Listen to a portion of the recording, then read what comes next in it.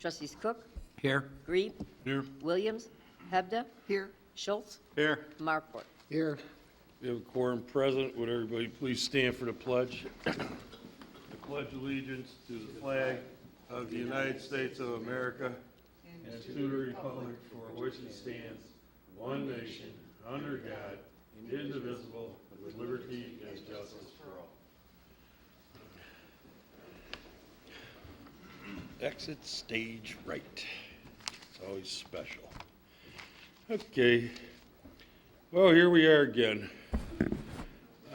This is deja vu, except the Cubs won, and it was a great game, and congratulations goes out to the whole Cub Nation. Will we send out our obligatory letter? We could send it. Yeah. Yeah, sure. To the mayor? Or to Ricketts? Yeah, I guess the Ricketts, that would be. We should, I more think we said, appropriate. was probably send something to the mayor, and then he responds, and, you know. Yeah. We could request a trophy. We didn't get it last time. What'd they do? They did like an AT&T tour, you know? Yeah. Somebody, you know, Probably. it's not like running around with the cup. You might, you know, run into Quinville and Hinsdale like my brother did at some Italian restaurant. Hey, what are you gonna do?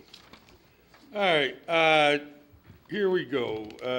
Review of the terms and conditions of the redevelopment agreement for the proposed Melody Farm.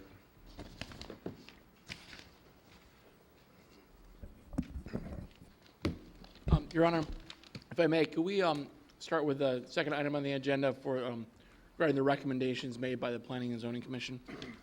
Okay. Okay, Regency Centers and Focus Development, Melody Farm, consideration of report and recommendations from the Planning and Zoning Commission regarding various items, including the proposed site plan, plat of subdivision and special use for a PUD for property located at the intersection of Town Line Road and Milwaukee Avenue. Thank you, Your Honor. It's just a housekeeping item. In terms of the plans that are on the screens in front of you, as a point of reference, Whole Foods is located at the southwest corner of the development itself. So when describing the site plan, I just want to use that as a reference point when we're moving forward. Representatives from Regency Centers and Focus Development appeared before the Planning and Zoning Commission on August 24th, 31st, September 7th, and September 14th to present their plans for Melody Farms, which is a mixed-use commercial development at Milwaukee Avenue and Town Line Road. As you're aware, the land is currently owned by the Cuneo Trust and would be sold to Regency Centers on approval of this development. The proposed development is approximately 274,000 square feet of retail on 35 acres of property. Focus Development is proposing to construct a 3-story, 260-unit apartment building, which would consist of 13 studios, 144 one-bedroom, 78 two-bedroom, and 25 three-bedroom apartments. Regency is proposing to own and operate the retail center and will construct a majority of the buildings with the exception of the outlots, 2 of which are to the south and east at the previously proposed bank and pharmacy, and the remaining 3 outlots are located along Milwaukee Avenue to the northwest, those being adjacent to Ring Drive and immediately to the south of that property, or that lot to the south. The site plan is internally focused, as you can see on the screen. The intention is to draw visitors into the site as a destination-based active lifestyle center. They are also proposing to construct 20-foot wide internal sidewalks along the retail buildings, and this is to increase the walkability between the retail and restaurant uses. In your packet, it cites Retail Building B.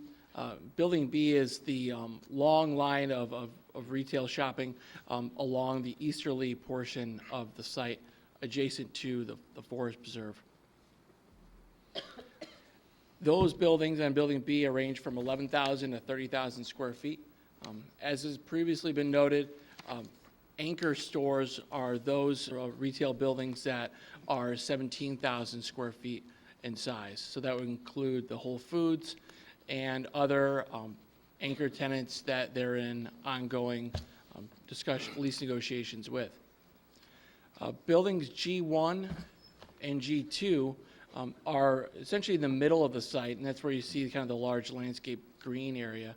And that's really to provide some common area open space within the site to kind of help break up the perimeter, or the internal. It's there that they propose to have special events and activities, whether that's food trucks, a farmer's market, a number of activities, a 5K. Those are the type of things that they would use as a central staging area to promote the lifestyle type center that they are proposing. As it relates to the focus on the residential side of the development, that will consist of one building with a 3-story parking garage that would be constructed internal to the building, wrapped around all sides. The building design is known as a Texas donut, which is a term I'm not familiar with until just during this process. But essentially that's describing the internal parking garage as well as the open air pool and courtyard, which is located to the south, internal to the residential building. As you can see, as part of the site plan, they really tried to utilize the sidewalks and the configuration of the entrance magazines and driveways internal to the site to kind of really create a cohesive element between the residential and the retail. The design of both the architecture and the site plan is really done to create one single unified development. The site itself is subdivided into 5 lots. Lot 1, which is approximately 28 acres, consists of the retail portion. Lot 2 is approximately 7 acres, and that is for the residential properties. And lots 3, 4, and 5 are really designated for the detention and conservation area, which, due to Army Corps requirements, really is unbuildable for development.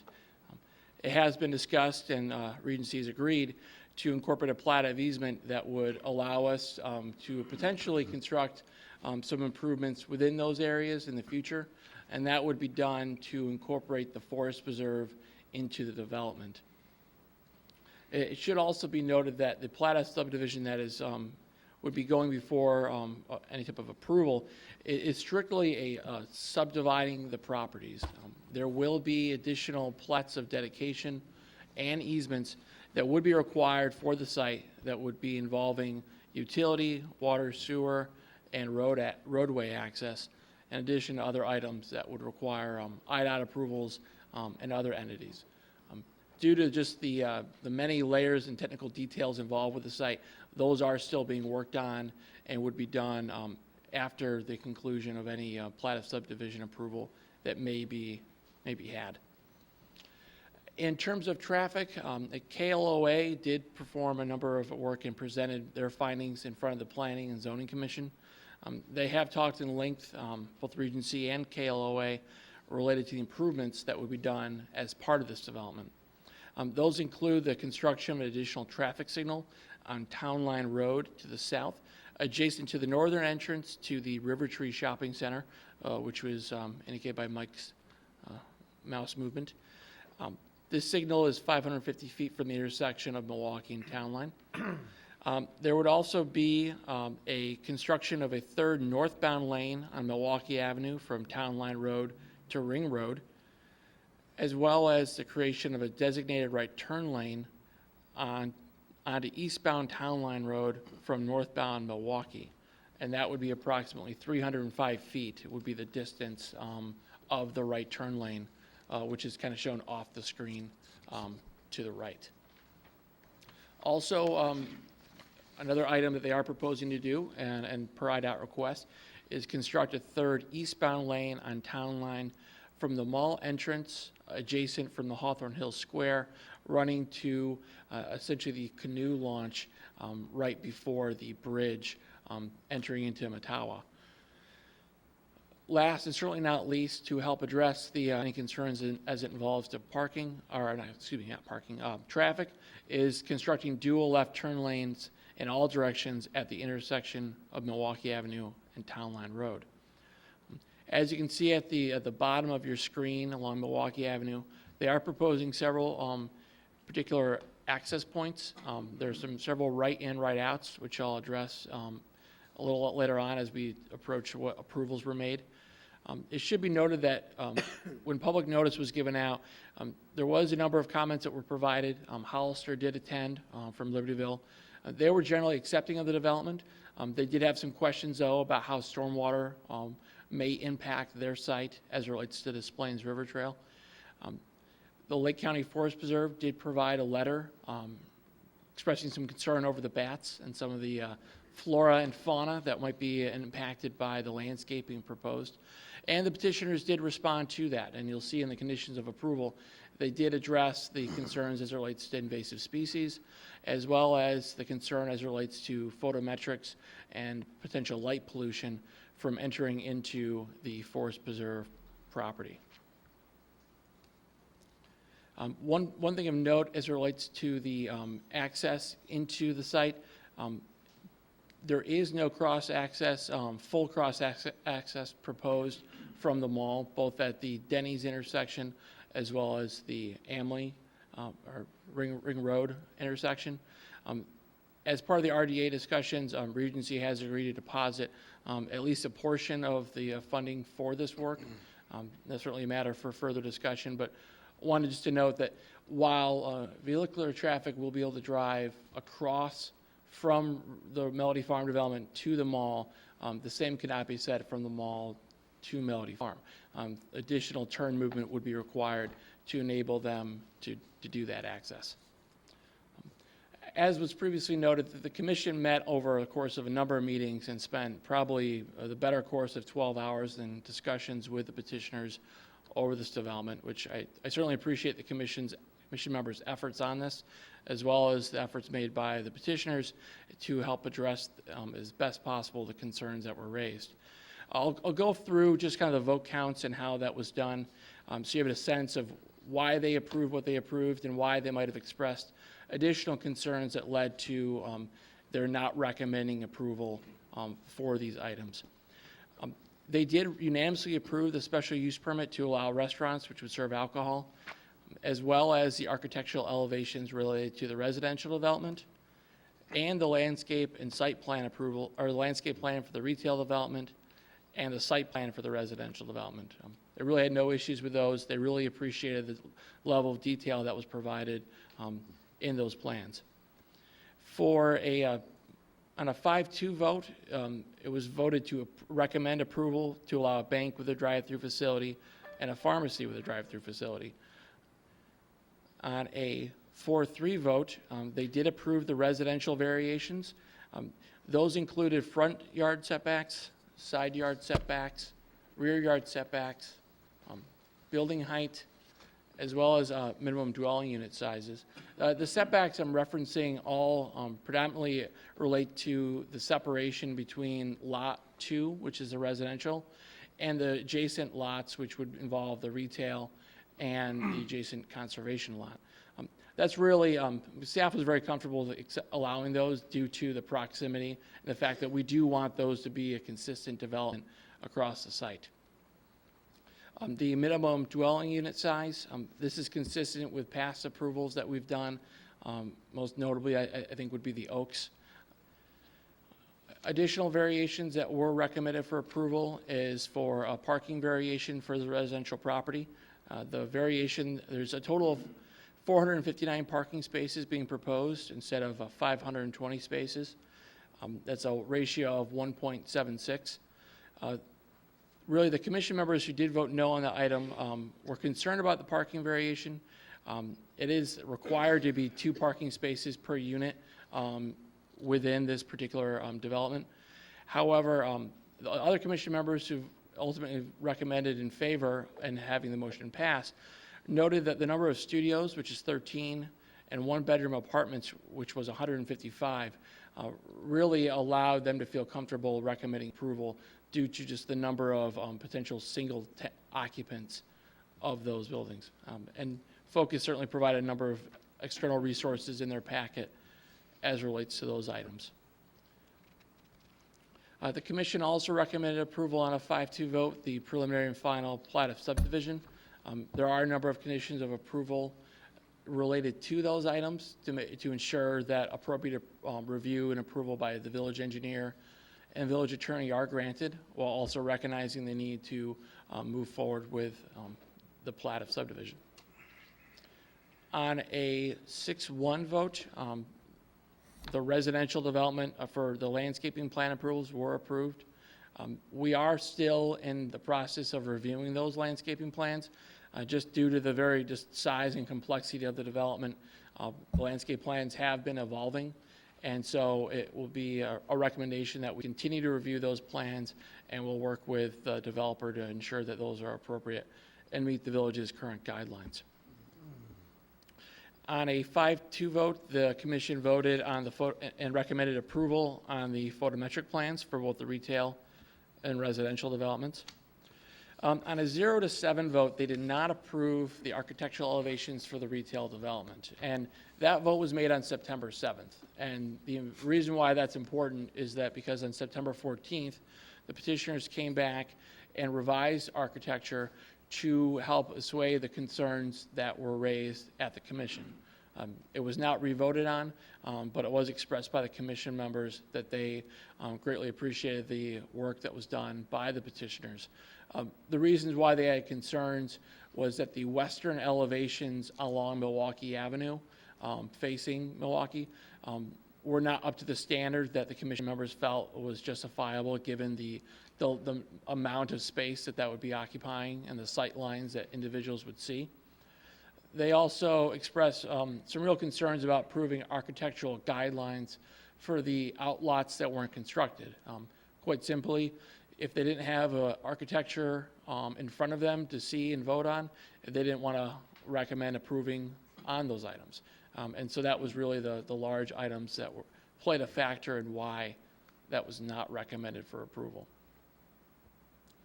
The commission on September 7th also voted 1-6 on preliminary site plan approvals for the retail development. And I'll touch on this in the next couple items because they all kind of are related to each other. The reason why they did not approve the site plan or recommend approval for the site plan is because they had concerns over the right in, right out on Milwaukee Avenue adjacent to the Whole Foods. They also felt as though the site plan wasn't cohesive enough with the forest preserve to really tie in that particular easterly portion of the property to the rest of the site. Those were the two large reasons why those were not approved. The variations that were not recommended for approval, that was also on a 3-4 vote, included front yard, a side yard, rear yard setbacks, as well as various parking and landscaping setbacks and building separation. The reason why that motion failed, again, really goes back to their feeling of if they're not approving the site plan for the retail, they didn't feel as though they could recommend approval for the variations related to that. And that really all comes back to the points I addressed just moments ago as it relates to the right in, right out off of Milwaukee Avenue adjacent to Town Line, as well as the proximity to Town Line Road for one of the setbacks that was being requested. Now, with that being said, they did unanimously approve the special use for the planned unit development to allow a mixed-use residential and retail commercial center known as Melody Farm. So the intent of the commission members of breaking down these votes really was to allow the committee and the board to understand their thought process behind their various approvals. They did generally unanimously agree to the mixed-use development.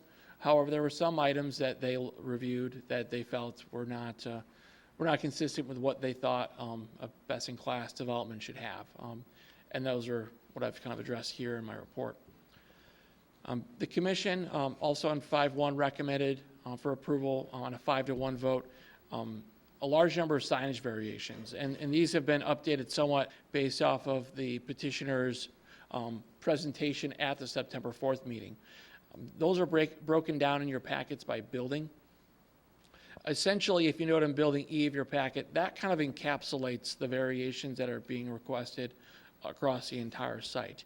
Those include to allow the size of a single-tenant wall sign to be 2 square feet per linear foot, to allow multi-tenant wall signs to be 1.5 square foot per linear foot, to allow a larger secondary wall sign, to allow painted wall signs. As the petitioners have indicated in their past presentation to the committee, they're really trying to create a unique destination here that incorporates different signage plans that create a sense of place. And I'm just waving to Bob. part of that is to really incorporate paint, wall art, whether that's, local high school kids creating a mural. Those things all actually are considered signs. And so we want to make sure that those are addressed. Also to allow landlord signage and to also allow certain tenants to be permitted multiple panels. Other sign variations that were approved are marquee and blade signs. They also allow larger logos to exceed the height of the lettering and to exceed the width of 2 letters. These are all consistent with what was previously reviewed and presented by the petitioners in the hearing. There are another temporary signs that they are requesting. That's to allow 25% of window coverage, as well as to have banner signs be displayed 30 days prior to and 30 days after a store opening, which would be in addition to the 30-day per year allowance that's currently granted. Last but not least, as it relates to signage, no shopping center is complete without pylon signs. And as it relates to those, they are requesting a variation for the height of the sign to be 25 feet rather than a maximum of 8, to allow the sign area to be 285 square feet, to allow the display of 6 tenant panels instead of 1, as well as to allow logos on those to be greater than the 4 square feet.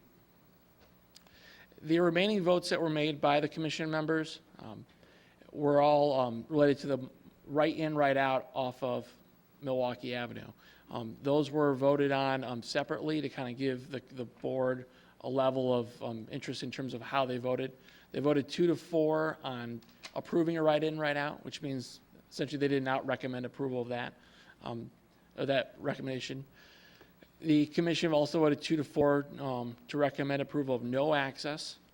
So there's also a feeling of they didn't want to completely restrict that particular entrance point. And then they tied on a vote of 3-3 on approval of only a right-in access from Milwaukee Avenue. Again, these were related to safety concerns that they had. There should be noted that the petitioner did identify for the record that the right-in, right-out is an item that is of immense importance to their potential retailers. And so that is something that they do feel very strongly about moving forward. The unanimous approval for the plan unit development had a total of 40 conditions of approval that were attached to that. I won't read off every one of them, but I will just note that there was no outdoor sales are permitted without the prior approval by the village board. They're also looking at as it relates to the final plat, would be modified and reviewed and approved subject to village attorney and village engineer approval. There are several conditions of approval related to cart corrals and making sure that those are of significant aesthetic design. This is in keeping with the Mariano's and the Menards developments. There's also a requirement that all offloading activity off of Building L, which is the Whole Foods property, would occur within a screened enclosure. There's also conditions of approval in here as it relates to the residential development. We don't want to leave them out. That include them as it relates to if they eventually were to go to a condominium. Similar to the Oaks condition of approval, we want to make sure that should that ever happen in the future, that there is the ability for this to turn into an HOA that's created that will provide for ongoing maintenance and upkeep of the property in the future. In addition to that, there was a requirement that no overnight parking or idling of trucks on the retail development would be permitted. This is consistent with past approvals as relates to the shops of Greg's Landing.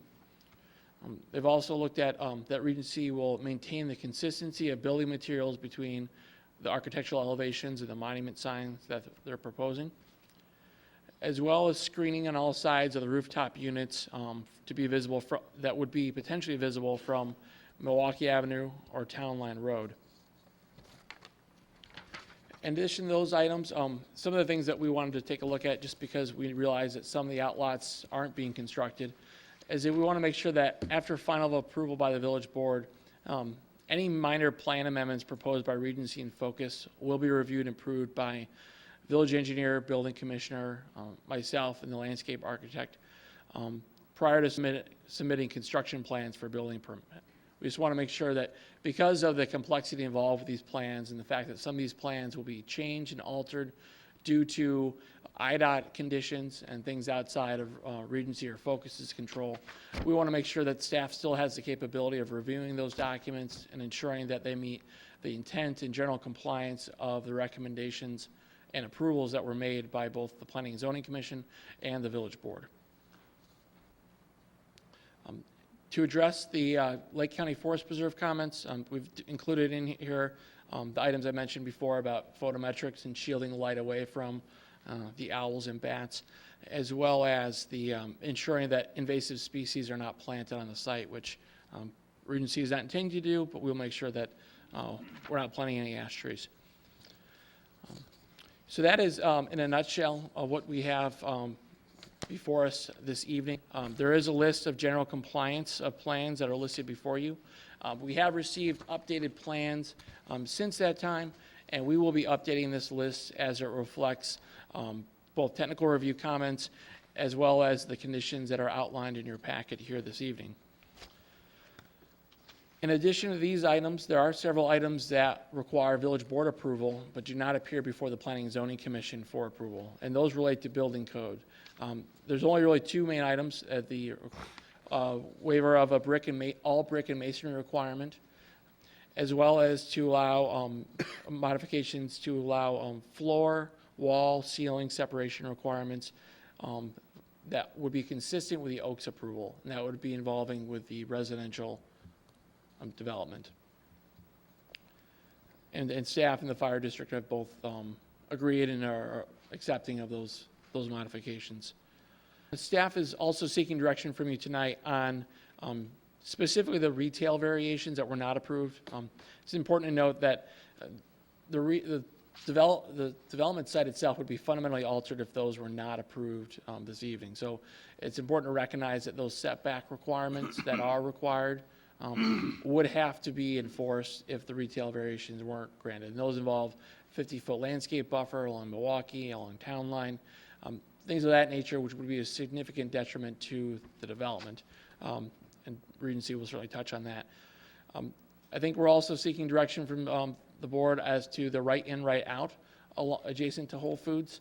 That was of significant discussion, and really the whole reason why, one of the main reasons why the commission did not recommend approval of those variations and of the site plan was related to that. So I just want to make sure that's drawn to the committee's attention for tonight. Lastly, but not least, one of the items that was discussed at the technical review stage was the installation of traffic signals using a Lake County standard pole and signal as opposed to the IDOT standard and pole. That is an item that we wish the board to also take a look at as it relates to this development. So if the committee of the whole feels this request is appropriate, it would be recommended that staff be directed to prepare the necessary ordinances granting approval.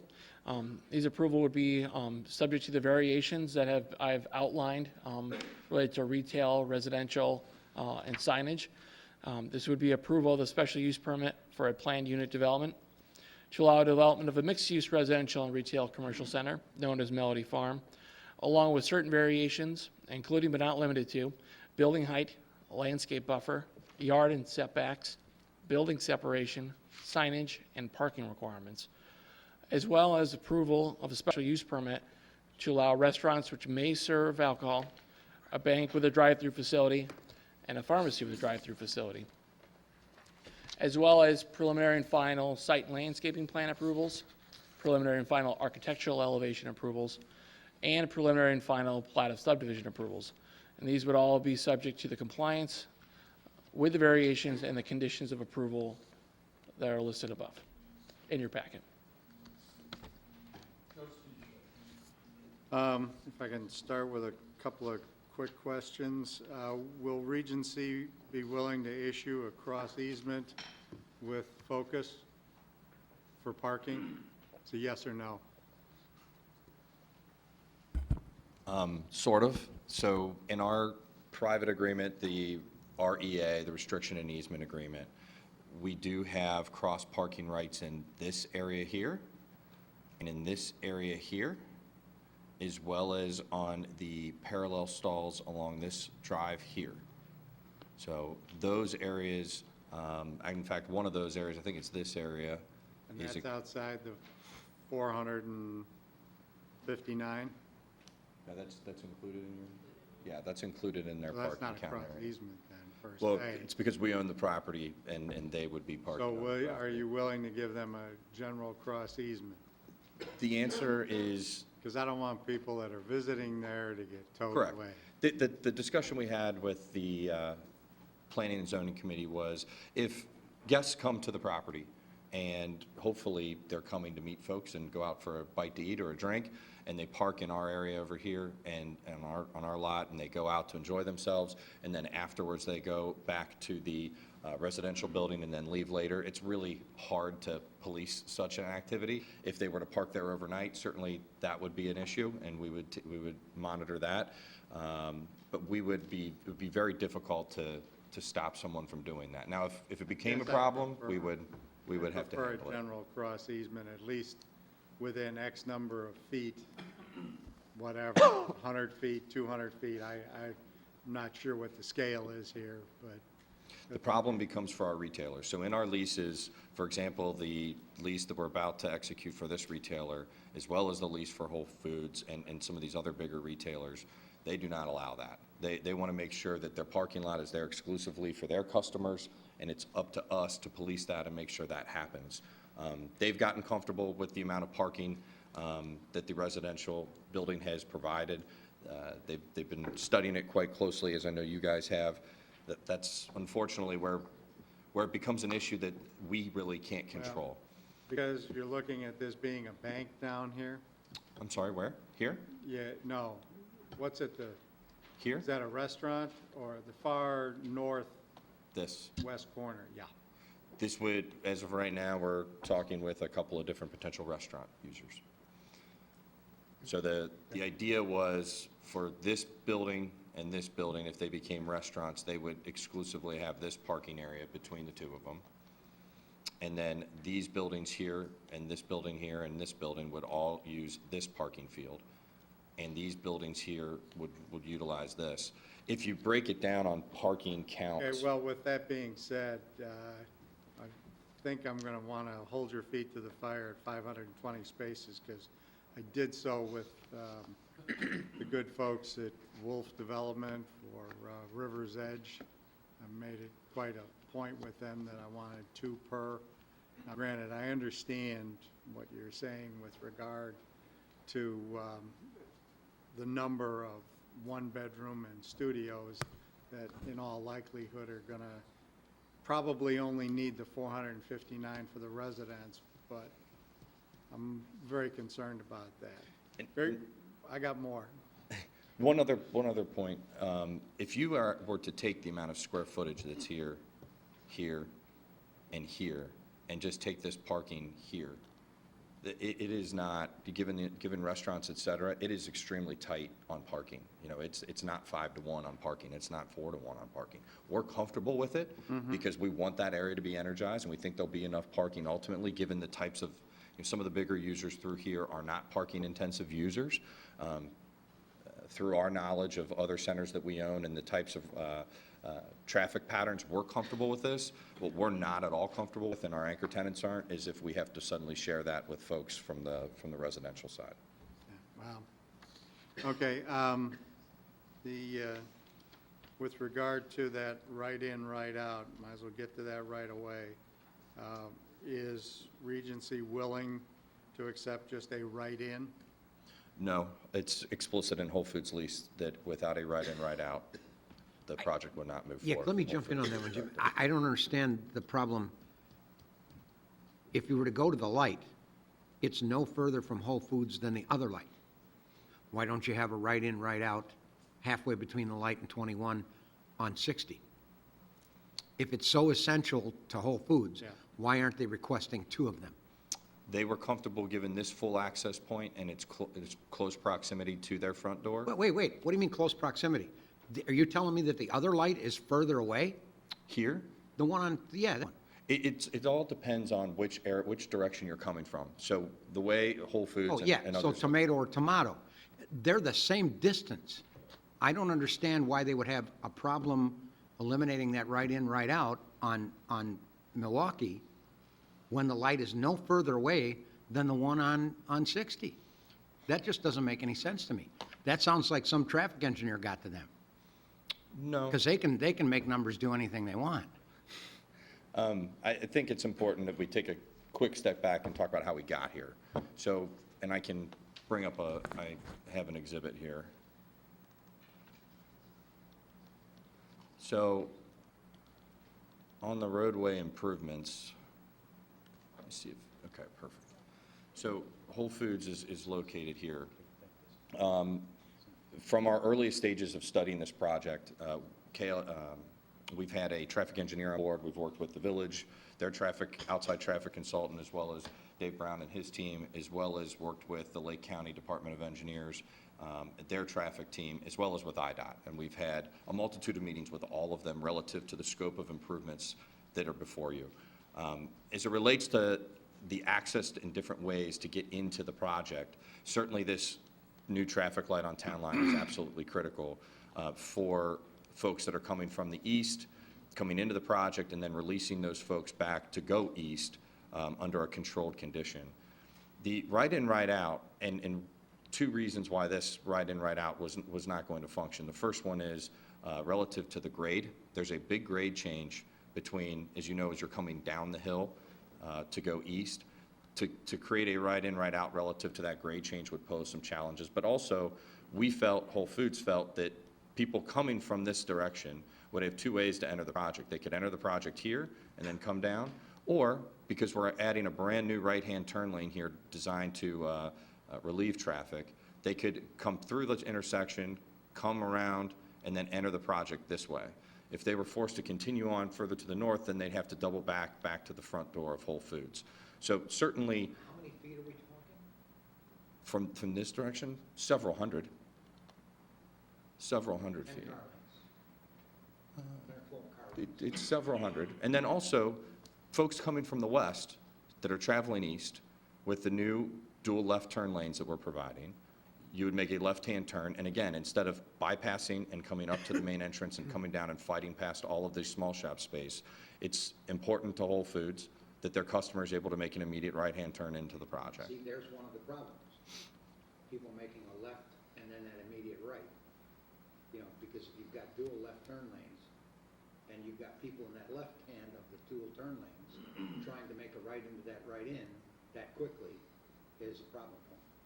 And I would imagine if they were in the far left lane, they would absolutely have to continue on further to the north. But the folks on the right hand of the That's what I'm saying, duals. but you're again applying common sense to the average driver, and I'm not sure that's, legitimate. We have to put signs at our railroad crossings all over the state that say, Right. don't stop on the tracks. Can I make a point on that? The traffic coming from the east on Town Line, I've driven that and everybody just guns it to try to make the light. So if you have a right in off of there, the traffic's going much faster than it is on Milwaukee Avenue. Do you see what I'm getting at? I'm not, Well, when the traffic light's there, that's gonna change it. wait, I'm not talking about. Well, that might change it here. No, I'm not talking about adding a right in on 60. I'm talking about eliminating the one on Milwaukee. Oh, you don't want to add a No, right no, in I off was saying if 60. they were okay without one on 60. Oh, I see. Why Okay. aren't they okay without Okay, one I got you. on Milwaukee? Yeah, I 100% agree with you. It would be wrong to, I don't like it at either spot. Yeah, you're quite correct. Well, we'll let you think on that. Let me go back to the parking again. 130 out of the 459 are going to be midget spaces. 7 foot 5 wide, 13 feet 5 inches. 8.5 by 18. Such spaces will be permitted to have a minimum width of 7.5 and a minimum length of 13 feet 5 inches, I believe, or 13.5 feet, so 13 feet 6 inches. So that's actually per our allowance. They're actually allowed to have compact parking. That the petitioners, and Vicky can address this more in more depth. They're not proposing that, and they're instead proposing a 7.5 or 8.5 foot wide parking lot. Okay, so you are not Correct. proposing, no, we are proposing 8.5 by 18s. okay, all right. As opposed to 9. I'm sorry? Well, our code is 9. Correct. Yeah. So we're figuring So instead of, everybody gets the, you know, Yeah, yeah, it's good for the body shops. yeah. it's, so we're. I'm fine with that. Okay. Okay, thank you. Landlord signage. School me on that. Mr. Joe? Or Mr. Mike? So landlord signage essentially would be to allow the Melody Farm logo to be incorporated into various locations throughout the site. For example, the Whole Foods will have a Melody Farm logo on the western elevation along Milwaukee Avenue. And otherwise, that wouldn't typically be allowed because it's not germane to Whole Foods itself. Okay, will that have phone numbers or whatever for your leasing agents? Because the thing I hate in this town more than anything, if I could ban one thing, I would ban realtor signs saying, you know, is this space available? And you can see right behind it, there's no sign on the building. You know, I don't understand the driving by. There's a multiple listing, and if you're any type of retailer, you're going to go to a realtor and look at the multiple listing for commercial retail space. So I hate those signs. So I'm not opposed to you having your leasing agent sign embedded in whatever movable or It monument. won't be on the, Okay. it's for the branding of the center. Okay. We will most likely have Just an Regency RC Center's or whatever. identifications on some of the pylon signs at the base, but certainly not that Okay. prominent. Well, you have those existing now. Not you, around town. It's existing Yes, now. yeah, right, Hawthorne. You know, They got their and little just to remind everybody on right turn, right out, you know, there is one obviously where Hobby Lobby is, and, you know, Yeah. and it seems to work. Um, And I bet it's no further, I bet this is further from here than when I turn, I think it's Fairway, and I'm conscious of the fact I better be over in the right-hand lane. Right. But you don't have you don't have the amount of traffic you're gonna have. It's not as major an intersection, it's not as major a shopping center. I mean, you're talking about a much smaller center on a much less traffic Well, if I got situation. 10 cars behind me, because that must be creating a real headache. Me making a, No, what I'm just a saying right-hand is, turn. so you're comparing Hawthorne, you're comparing the shopping center that Hobby Lobby is in to this development. I'm trying to share with you that Right. we already have an existing right But- turn in, right turn Right, out but it- at a shopping center in town. The size of this one. That's gonna draw Okay, the same so- amount of traffic. So is the. That's all I'm saying. Oh, okay, well, if I got 10 cars behind me, there could be times I'll make a left-hand turn there to go into the right hand only in there. There might not be anybody behind me. Okay. Well, you don't capiche. if I I could- mean, I'm just saying, it already exists. And at different times of the day, you could have a gang of cars behind you, I have making that left, right where the gas station is. And that's where I've seen people do exactly what I say is the problem, dive across from the left turn lane. I've seen it at that Well, then why don't we intersection. close that right turn in, right turn out now? If it's such a safety issue, Tom, I mean, but Dave, what do you think about it? No, seriously. Can we ask our own engineer? So the Hobby Lobby one is in a linear section. You would go from basically the gas station, you would have to go across some lanes of traffic. I think the characteristics are a little bit different. The one at Hobby Lobby is more linear. This one is near two major intersections, 21 and 60.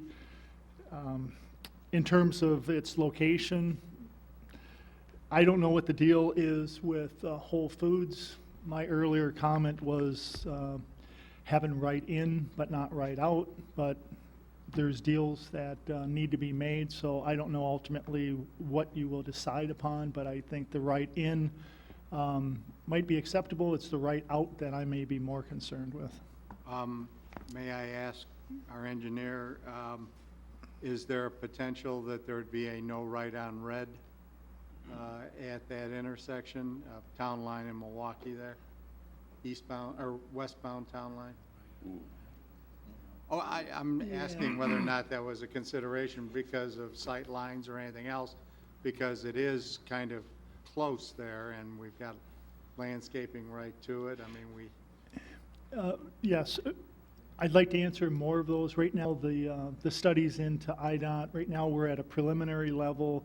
I hope to get you better answers when we get into the final engineering and we get all those who details. controls So- whether or not there's a right in, right out? IDOT only? IDOT would, Okay. yes. IDOT has not signed off on this? Is that what I you're think that's a mischaracterization. We've No, had- IDOT has not signed. They've off not on it. formally signed off on it. We've had multiple meetings with them, multiple meetings with the Lake County engineers, multiple meetings with Dave and staff, and all of the They brought evidence, up an opposition all of the to data, the- we've run into zero opposition from IDOT. In fact, as recently as today, there was conversations with IDOT relative to the future curb cuts, relative to the plat that's before you. And they want to incorporate onto that plat the future right-of-way, which is the preliminary signal that they're good with everything. So If IDOT will give you full approval on that, I'll with, it's an IDOT state highway. They're the ones who have to do it. We've been talking to them for 9 months. We've not heard a single word or comment saying that that's not safe, saying that there's an issue. I can kind of see that they're not looking really at northbound traffic because they're expecting everybody in the northbound lane south of Town Line to be making a right turn, because that's what that is. So you're just picking up the continuation of a right turn lane there. So the only real concern I would have is continuous flow of traffic westbound on Town Line, not providing the ability to give someone a clear chance to merge onto that. One of New the single third most lane. important things that we're doing to relieve traffic at this intersection, you touched on it, Right. is the addition of this right-hand turn lane so that folks can go eastbound. There is a dedicated right-hand turn lane at every other leg of this intersection. And that will help. But this, it's going to dramatically help. absolutely. It's going to, and I think you're exactly right, Trustee Schultz, is this, the Right. through traffic then during that green light condition will be dramatically reduced. The next point I have is, what the heck is the difference between an IDOT traffic signal and a Lake County traffic signal? One's more ornate. If you go closer to the Half-Day Inn area, and you'll see the more ornate poles, that is the difference between the spun aluminum metallic-looking ones. Okay? So we have studied that. It's several $100,000 in addition, in additional costs relative to buying Is that and something procuring that. we're concerned with, or that you need to negotiate with?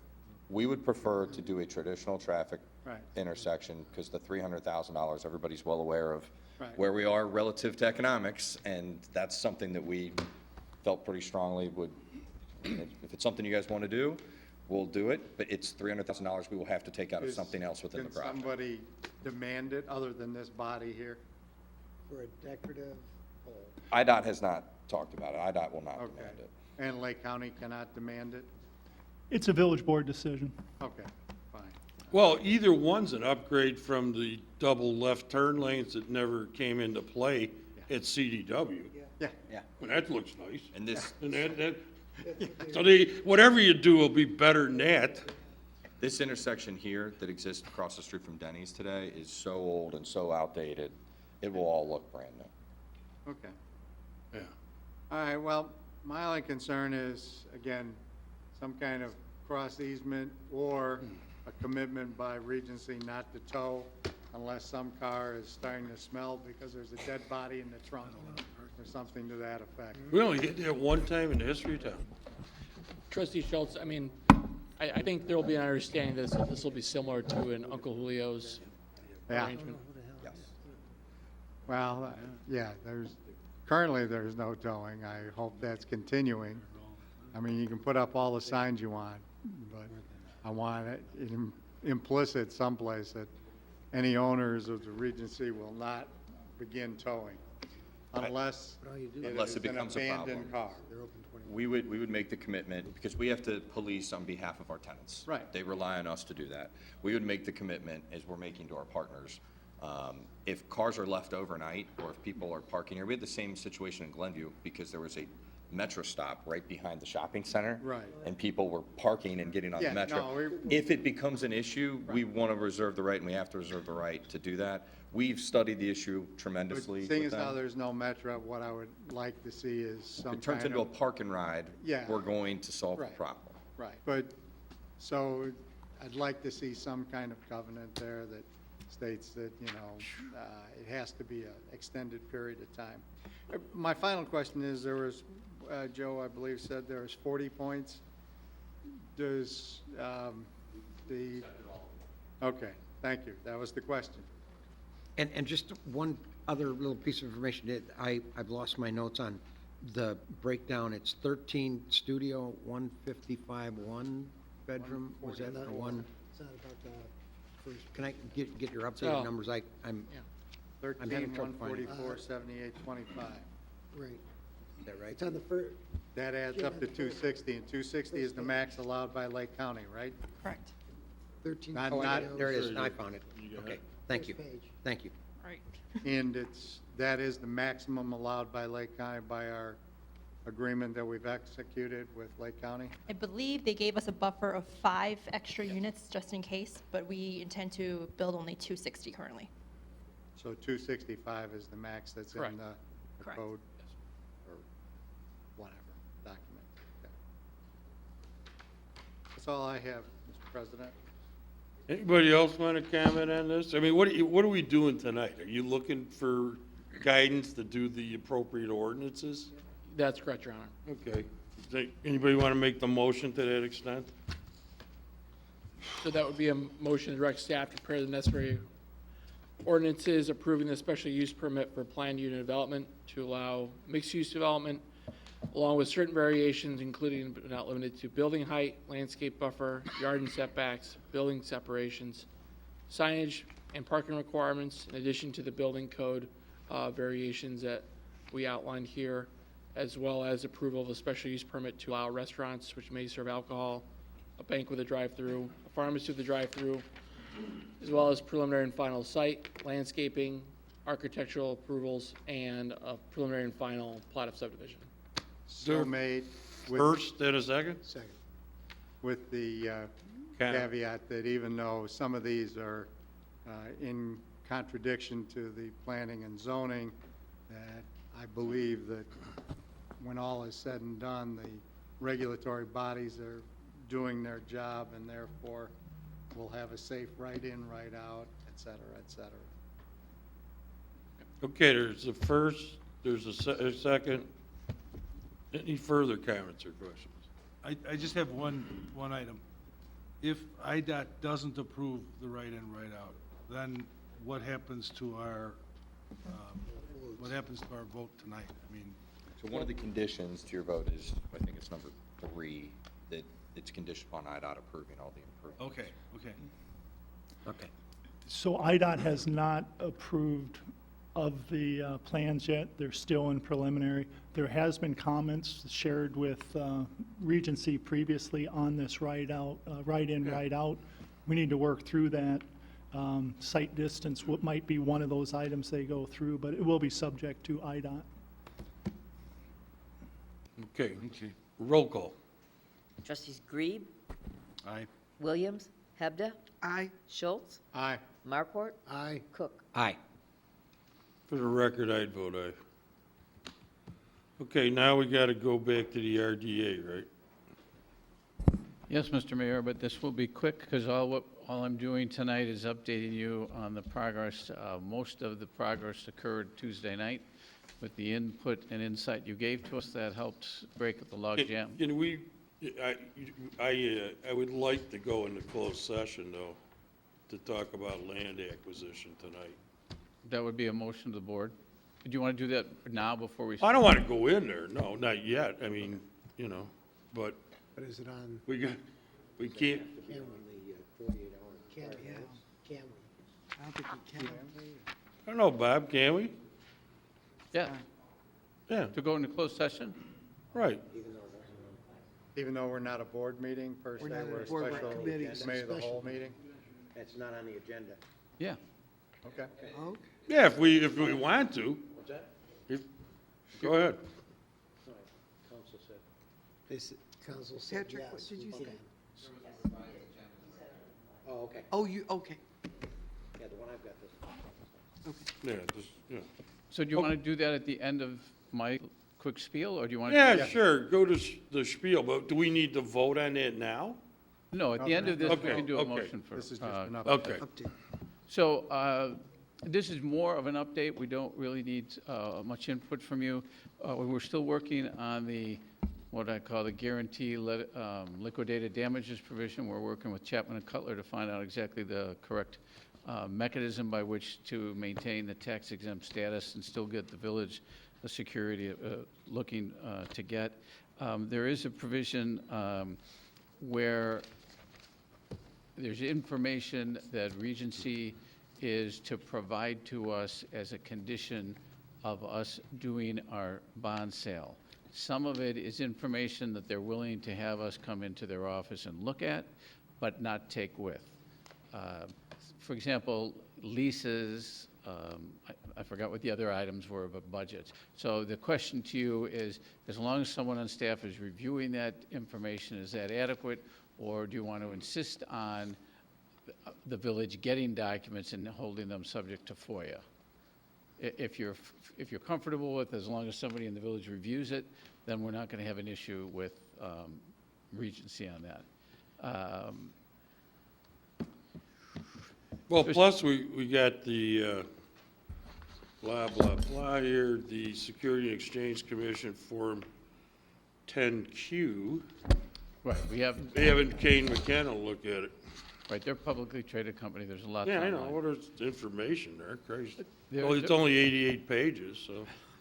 There's a provision, what I call the cannibalization provision. When we have done sales tax sharing, we say that, especially if it's a shopping center, you cannot take any existing tenants out of the village and put them in there. Otherwise, we're not sharing sales tax with you. This is a TIF district, a little bit different complexion. We don't have that same control over sales tax. Regency is basically saying, we will agree not to take more than 20% fill more than 20% of our shopping center with existing tenants. But after the shopping center is full, and we've complied with that 20%, we want the marketplace to take over so that if there are tenants, and they do want to move after this initial set of tenants, which might be, who knows, 5 years options, it may be some time going out, that then they can move into the mall if that's their choice without Regency having to keep a percentage ongoing. And from a staff perspective, we are okay with that. So as long as there's consensus that that's okay. Is that 20% of the square footage? Yes. There will be a penalty if they violate it initially, and we're working on what that penalty will be, but after that initial occupancy, it'll go away.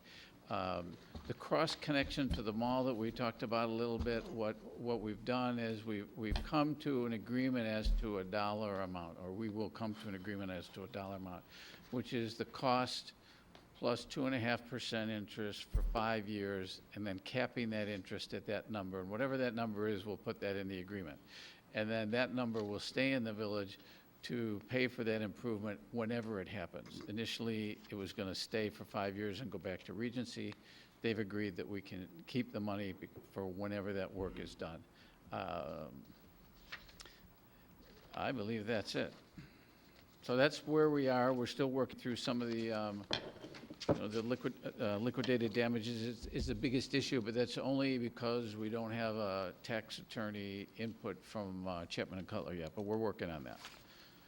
And part of our ongoing conversations, one of the items that Regency has requested is that a special meeting be held on November 29th to potentially approve any final recommendations of an RDA. At that time, we would also look at adopting the TIF ordinances, assuming that the necessary legal documents have been recorded with the interested parties. Aren't we going to have everything done on the 15th? The entitlements you just reviewed, we expect to be ready to go on the 15th, the land use entitlements. So we're going to need another meeting after the 15th to... TIF-related documents, for lack of a better characterization. Otherwise, the next following meeting is the single meeting we have in December, which is December 13th. But the 29th was discussed with all parties concerned as being It has been, important because of certain timelines and deadlines. It was recommended by the petitioners. Yeah, okay. Well, I would certainly want to adhere to that then. You know, I still agree to that, and I hope the board does too. It's just that- availability. Yeah, Yeah. I mean, if we gotta come in, we gotta come in, you It's know? been referenced in the past. I just want to make sure that if there's a consensus by the board to have that meeting, that everyone has an ability to put that on their calendars, given the fact Right. that that's immediately following the Thanksgiving holiday. Right. Another 6 o'clock meeting or 7 o'clock? Doesn't matter. I think at that point, it should be, we could do it at 7 because there's not, Okay. it would be our intention that we're not going to be negotiating, we're just going to be adopting. Okay, well, we're taking no action on what Bob just discussed with the RDA, right? That's correct, we need no action Okay. tonight. Well, does anybody have any other comments or questions at this point? Is there a motion to adjourn and go into closed session to discuss land acquisition? So made. And let me read my little, off my script here. Purchase or lease of real property pursuant to Section 2-C-5 of the Open Meetings Act. Okey-dokey. All right, Second. okay, roll call. Trustees Williams, Hebda, Aye. Schultz, Aye. Markort, Aye. Cook, Aye. Green.